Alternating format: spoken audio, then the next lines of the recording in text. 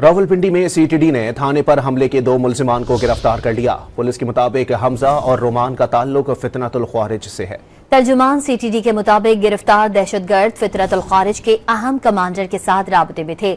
दस्ते बम, भारी मिकदार में बारूदी मवाद, डेटोनेटर, सेफ्टी फ्यूज, वायर और दीगर अशिया बरामद कर ली गयी। रावलपिंडी में सीटीडी ने थाने पर हमले के 2 मुल्जिमान को गिरफ्तार कर लिया। पुलिस के मुताबिक हमजा और रोमान का ताल्लुक फितनतुल ख्वारिज से है। तर्जुमान सीटीडी के मुताबिक गिरफ्तार दहशतगर्द फितरतुल ख्वारिज के अहम कमांडर के साथ राबते में थे।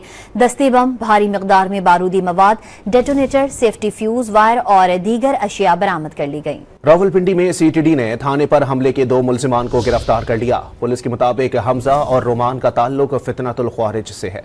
तर्जुमान सीटीडी के मुताबिक गिरफ्तार दहशतगर्द फितरतुल ख्वारिज के अहम कमांडर के साथ राबते में थे।